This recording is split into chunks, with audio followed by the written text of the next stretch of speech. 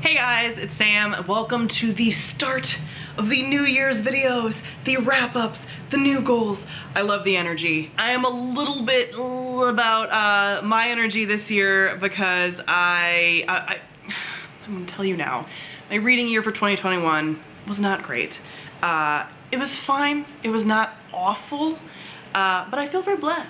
And that's how I feel about 2021 in general, just bleh, stuck, very mid, just ugh. So yeah, let's get into the goals for 2021 and how I did. But before we get started, this video is being sponsored by Book of the Month, so cut to that. Book of the Month is a fast-growing service to help readers find new books that they'll love. Each month, their team curates a selection of books that they think that you'll love, and you'll get to pick from those. So you can spend less time researching new books and more time reading. And Book of the Month is risk-free because you can skip any month at any time and not be charged. And they do it the best price for hardcover fiction, which is $9.99, using this code. My pick for this month is Fiona and Jane by Jean Chen Ho, and this story follows two Taiwanese young women and their friendship over the course of 2 decades. I love a good friendship story, so this definitely spoke to me. One of the things I like about Book of the Month is that they always have selections that I've really never heard of, so I get introduced to new books that I might not have heard of otherwise. If you're interested in trying out Book of the Month for yourself, I will leave their website down below as well as the coupon code for you to check out. Alright, so for my 2021 reading goals, I have some stats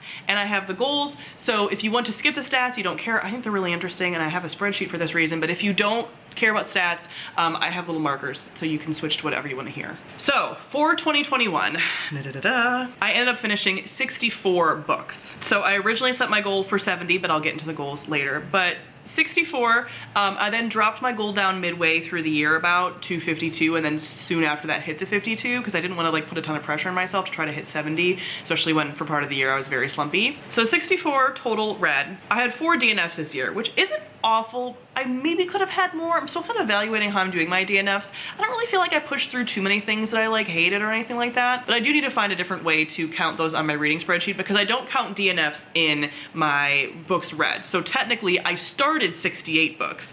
I just didn't finish 68 books. There's 4 that I DNF'd. But I need to find a way to count that kind of separately in my spreadsheet because I was having some trouble with the calculations because they were counting and I don't want to count, whatever. That's gonna happen for next year. So genre breakdown of those books, 27 of those were fantasy books, so 45%. I actually felt like less than that, and maybe that's lower than previous years. 25 of those books were romance books, which is 42%.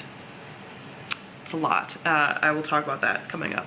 And then 6 were sci-fi, which is 10%, and then the rest were a combination of some like graphic novels, some witchcraft books that I read, a couple like nonfiction, things like that. So the breakdown of age category, 51 of those were adult. So 80% of the books that I read were adult, and that's mainly, I think, because of the romance, because all the romance that I read is adult romance. 39% of the books featured LGBTQ+ characters. The majority of that 39% was also multiple. So I had a category for like, it's not just one type of sexuality. Maybe there was a bisexual character, a gay character, and like a trans character, all in like the same book. So most of the books that I read that had LGBTQ+ rep had multiple instances of that rep. As far as types of books, like whether they're a series or not, I guess I don't really know how to like, what's the category for that? Anyway, 26 of them were standalone, so that's 41%. 10 of them were companion books, and those were mostly, almost maybe entirely, romance books. So I had a category this year for romance books that were books in a series,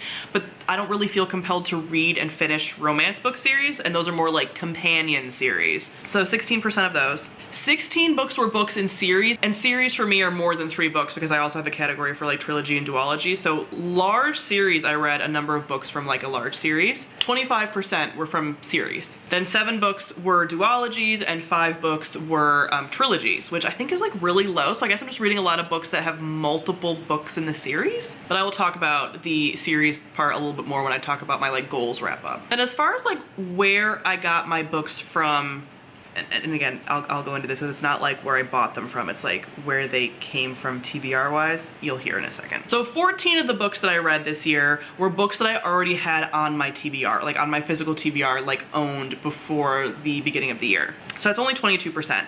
I don't love that. I don't love that number, but I'll get to, I think, why that happened. But yeah, only 14 books from my shelf I actually read, but don't love that. 16 of them were books that I bought in 2021, so that's 25%. So more books bought, which usually doesn't happen, but I think what contributed to that a little bit was probably a number of them, maybe like 8 or so, were books that I bought for the House Salt Book Club. I typically will buy those books, not all of them, but a number of them were probably bought for that. And then I just bought a number of books, I guess. I mean, I don't know how that, oh, I do know how some of that happened. Some of that was the Hey Persephone vlog. Okay, I'm seeing it, it's all connecting now. But I was so surprised to see that. 4 books were rereads. Most of those I think were when I was rereading Monstrous, the graphic novels, but I reread a couple other books. Then 22. So 34% of the books that I read, the largest amount, were books that I got for review. So this is actually, you're thinking like, oh, books that you're sent from publishers. No, this was mostly books that I requested from NetGalley for romance books. Nearly all the romance titles that I read this year were books that I got off of NetGalley, which again, I will talk about coming up why I don't actually love that. I'm gonna change that in the future, not only because I wanna read more books off my TBR, but because I end up, I think, having a lot of just like mediocre reads, because a lot of the books that I read were not yet released, so they were kind of like unvetted, and so I was going to things like Pretty Blind, and I end up with just a lot of like mediocre reads. But I don't love that a lot of these are like review books. Then 8 books I got from the library, 13%, which I think was probably more than previous years. 36% of the books featured mental health rep of some kind. This is very hard to quantify, and I'm gonna do some tweaking to future reading spreadsheets and stuff, because what I tend to do is if a thing is actually mentioned by name on page, I will definitely count it, but then I sort of have to like, okay, does this person have anxiety? Is it just stress? Like, I'm sort of like diagnosing characters on page, and I'm like a lot of characters in fantasy books would have PTSD just based on all the stuff that they've been through, but like who's actually displaying symptoms? So like it's a little tough, especially if you're reading a fantasy book that's like not having like a diagnosis on the page. A number of books that I read that were romance books that were contemporary had like actual diagnoses on page, but a lot of them do not, especially like fantasy books. Here's an interesting thing that I've touched on a little bit like, also on TikTok. 47% of the books featured non-white characters. So when I looked at that stat, I was like, oh, I'm doing pretty good as far as like reading books from like multiple people from like different backgrounds, like different races, whatever. When you go and look at the author part, only 17% of the books were by people of color. So that's about the same as it was last year, and I said last year like, oh, I'm gonna try to be better, and I didn't think that I did poorly. I had like sort of action pieces of things that I was gonna do, and I did those things. But I think a little bit, another part that sort of tricked me slightly was, one, the sheer amount of adult contemporary romance that I was reading. I never look at who the author is or like their background or anything before going into those. And then having a number of books that like feature people of color but are not written by people of color, which again is one of the discussions that we've had over time here on BookTube as far as like own voices and prioritizing that, but also like not necessarily always needing to have own voices because maybe you're then outing somebody. Like this is such a complex topic that isn't even just about race.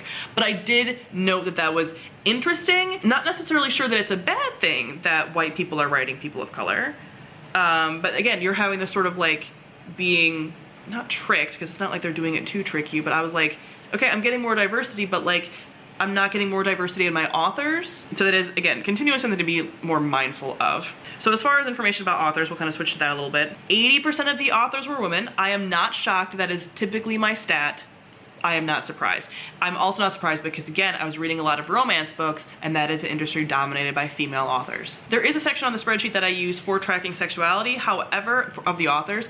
However, I'm not going to try to do that anymore because not even that far into the year, maybe like a third of the way into the year, I was like, you can't actually find this information unless someone's making it very obvious, like in their bios or something. I don't tend to follow authors on Twitter and stuff, so I'm not getting this information. And it felt very icky having to like try to hunt down this information. And also, I don't want to assume if the information's not out there that a person is straight. Like that should not be, again, the default. Same thing with like cisgender. There's a whole cis or trans column in the spreadsheet that I use. And I think that was very well intentioned to have that on there. But again, I'm not going to assume someone's gender identity just because they haven't come out about it or because they present a certain way. So I am not going to count that anymore just because it feels icky.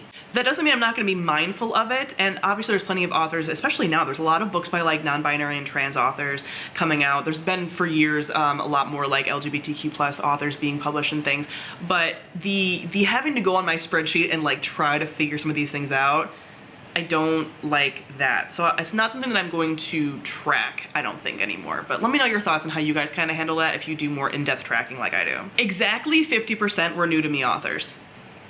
Exactly 50. I tend to get pretty close to that most years, but again, I think that's largely because most of these were new to me authors through the romance books that I was reading through NetGalley. All right, so let's go into the average star rating. My average star rating was a 3-star.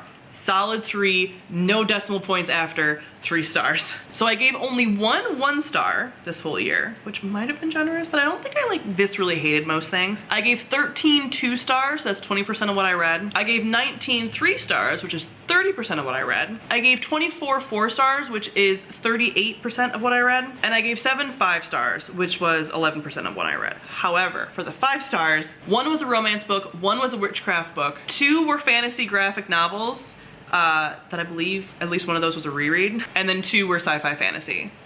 So considering that like 3 of those, I think, no, I guess, no, 2 were rereads, and then a few were, like, it wasn't great. It wasn't great for the 5 stars for sure. And even some of those 4 stars, again, when I'm mentioning the romance, what I have noticed when I was looking back at the things that I've read and a lot of the 4 stars that I gave, I didn't want to go back and change everything in my spreadsheet with like hindsight. I kind of still wanted to go off of what my initial feeling was. However, I think why I felt like I've had such a mediocre reading year was because so many of these romance books that I read were just fine. And when I finished them, I was like, oh, that was good. Like, I enjoyed my time, and I ended up giving it like a 3 or a 4 star. What I think most of them actually are now in hindsight is like 2 to 3 stars. I think I need to be a little bit more like vicious with my 2 stars. For a long time, I've sort of saved 2 stars as being kind of like, I mostly didn't like it. But I think 2 stars are also just for like, it's fine, kind of. And most of the romance books I've read have just been like fine. So I think most of the romance books are more like 2 and 3 stars, and I gave a lot of them like 3 and 4. So I think what I'm gonna start doing for romance books, 1 is to read a little bit less of them. I'm gonna get into that in my goals. Not because romance is bad, just the way that I've been kind of like consuming it, I think has been like not the best for me. But being a little bit more like, okay, yes, it was fun, so it achieved that, but what are some other categories that you can kind of rate it by? Similar to how I rate my fantasy books. I think I got a little bit lost in how to rate these a little bit more accurately, just for myself. Like, I know you guys don't even really care, but like just for myself. So I think I'm gonna be a little bit more like focused in my, you know, kind of piecing through something and being like, was that good? After I read it, for romance specifically. And I averaged about 5 books a month, which wasn't bad, but again, because of my slump, it's a little bit lower than I would have liked. I think in 2020, I averaged like 8 or 9, and I like averaging like 6 to 8. That feels the best. So that's kind of what I'm hoping for in 2022. All right, so let's get into the goals wrap up. It's kind of 50-50. I'm being a little bit hard on myself with the goals because I feel like I didn't get a lot of things achieved. It's not horrible. It's just not like great because I didn't set like a super high bar, and then I didn't even like really meet that bar, you know. But again, I was reading Slumpy and we were still going through a global pandemic, and it was just like a lot. Like I mentioned earlier, I set my original goal for 70 books read this year, and I ended up reading 64. But again, midway through the year, I did decrease that, so I met my goal. I just had to like decrease it, you know. I did say that I wanted to catch up and finish a lot of series, which I didn't really do, but of the series that I mentioned specifically I wanted to catch up on, like I did about half of them. So I ended up finishing 5 series in total. I almost finished 6, but I'm reading the last book in the series right now, and that's gonna be my first book for 2022. In 2020, I finished a ton of series and I really appreciated it, and I finished 12. So less than half of what I did last year. It's a different year, but it still is like, oh, a little bit of a bummer. And then I caught up on 3 series, but really only one of those I would say like really counts, because a lot of them were like a new release. And so like, I read the new release and like caught back up. Does that really count? I don't know. So I set some goals at the beginning of the year for actual series, like concretely, that I said I wanted to catch up on. So the first one was the Rhyria Revelation series by Michael J. Sullivan. I did finish that. That was the very last series that I finished in 2021. And what's funny about that is when I made the video, I was like, oh, I own both of these books. I could finish that like sooner in the year rather than later. It was the last one that I finished. I then said I wanted to finish the Daevabad trilogy. That did not happen. What needs to happen now, and I said this at like last year, is I was like, oh, I want to read this in 2021 so I don't forget things. Well, I have since forgotten things, so I'm going to have to like reread the first book and then read the rest of the series, and that's why that didn't happen. And I also didn't own the final book until Christmas. The third series I wanted to finish was The Devouring Grey by Christine Lynn Herman. I did do this right around Halloween. The fourth series is the Imperium trilogy by Claire Legrand. I am currently reading the last book in that series. So that didn't happen. I did try. I started reading the audiobook back in October, and I've been slowly reading it, continuing to check it out of the library for like months. And then I realized, even though I'm about 60% of the way in, that I'm not enjoying the audiobook or really like soaking it in. So I got the physical copy and I'm restarting it actually, because I feel like I wasn't like enjoying it and giving the book its due, and I didn't really think it was the book's fault. I think it was the narration's fault, but the narration wasn't bad enough for me to notice sooner. As weird as that sounds. So that's going to be a early 2022 finishing up. And then the fifth series I mentioned was the Greatcoat series by Sebastian de Castell. I read the second book in the series that I own, and I listened to that on audio as well. And I like the audiobooks for those, but the series like continues to punch the main character while he's down a lot, and it felt like a slightly repetitive. I read the second book shortly after finishing a reread of the first one, and I want to continue this series, but it's kind of in limbo for me right now. Like I just didn't feel super motivated to continue to read that particular series. I just wanted to give my attention elsewhere, so I'm just kind of putting that series in limbo a little bit. I then mentioned two series that I wanted to catch up on. One was the Locked Tomb series by Tamsin Muir, so I read Harrow the Ninth. I did that. And then the second was the Gentleman Bastard series by Scott Lynch, because I really thought that we were gonna get the next book, The Thorn of Emberlane, in 2021. We did not. So I did not prioritize that as well. Part of me is tempted to go back and reread them, but I think they're pretty solidly in my mind. So I don't know when I'm gonna read the third book. I don't know. Like, I still say when we get an announcement for the fourth one. It seems like the fourth one is like very close, but I've said that for a few years now, so who knows. I then had a stretch goal, which I definitely did not do. Even though I told myself I put it on a list to like kind of try to get myself to do it, I didn't do this. And that is to read Words of Radiance by Brandon Sanderson. Sure did not. I was so slumpy for a lot of the year, and the thought of reading an over 1,000-page book, like I just couldn't bring myself to do it. I would love to say I'm gonna do it in 2022. I want to continue the series. I'm not making it a goal. If the mood strikes me, I will. But that, I was too intimidated. They're so intimidating. It's all you read in 1 month if that's what you read. Like, it's tough. It's tough. And lastly, I mentioned that I wanted to read one book for work a month. So something that was like nonfiction psychology related. Oh, I did not do this. I ended up reading 2 in total the whole year. I got a little bit burnt out. What can I say? I got a little bit burnt out. So making that a requirement for myself, no, I don't really think I can do even one psychology nonfiction a month, because it just feels like it takes a lot of my time then, and I don't tend to like it. So I want to read a few here and there, but I'm not making it a goal moving forward. So that is it for my reading stats and my reading goals wrap up for 2021. Like I said, it wasn't horrible. I'm being a little hard on myself internally. I'm trying to be kind. But it was more like a 50-50, like I did about half, and it wasn't bad. It wasn't bad. I wanted it to be better, and I'm hoping in 2022 for it to be better. So in the future, this week or next week, I will be posting a video for my 2022 goals. I'll be talking about what my goals are, how I plan to make my reading better. Some of the things that I mentioned here are going to be involved there. So check that out. If it's already up, if you're watching this later or whatever, I'll be talking about that more. So comment below, let me know how your reading year went in 2021. Thank you all for watching, and I'll see all of you guys soon. Bye.